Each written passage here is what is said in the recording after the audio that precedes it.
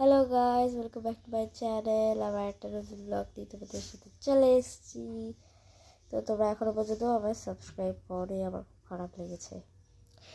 So আমি এখানে দিয়ে দিয়েছি দুটো বাটার, এখানে ধনে পাতা, গাজর আর টমেটো আর কতগুলো ব্রেড দিচ্ছি।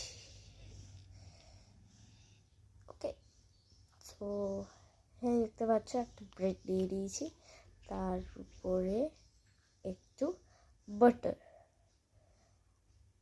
বাটার চিজও দিতে পারো, বাটার বা চিজ বাটার, যে চিজ যেটা আমাদের বাড়িতে কেউ সেরকম খায় না, এই কারণে চিজ দিয়ে দিই।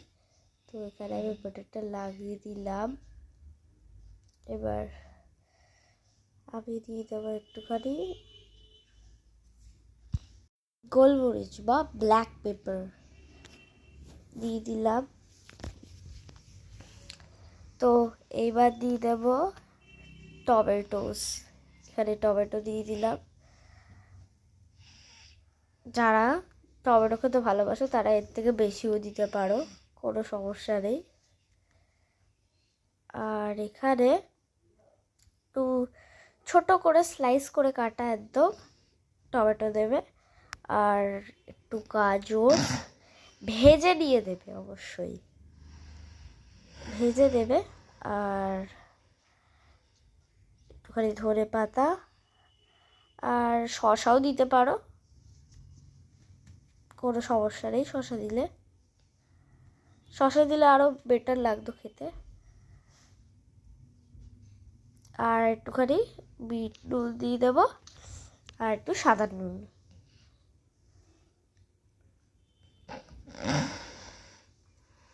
এইবারে একটুখানি ব্ল্যাক পেপার দিয়ে দেবো বা গোলমরিচ, অল্প করে একটুখানি দিয়ে দেবো। তারপরে দিয়ে দেবো সস,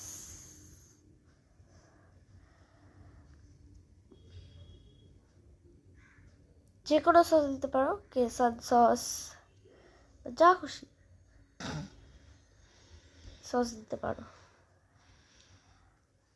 তো এইবারে আরেকটা ব্রেড নিয়ে তার মধ্যে মাখন বা বাটার দিয়ে ওর গায়ে ভালো করে লাগিয়ে দেবে।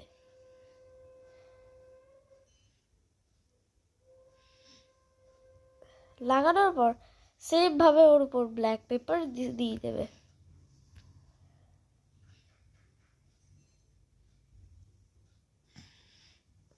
ব্ল্যাক পেপারটা পরিমাণে অল্প দেবে, যেহেতু আগেও দুবার ব্ল্যাক পেপার দেওয়া হয়েছে, এই কারণে ব্ল্যাক পেপারটা পরিমাণে অল্প দেবে। যারা ঝাল খাও তারা কাঁচা লঙ্কাও দিতে পারো, কোনো সমস্যা নেই, কিন্তু একদম জিরি যেটাকে খুব সূক্ষ্ম বলে। সো রেডি হয়ে গেছে তোমাদের ডিশ। Bye bye.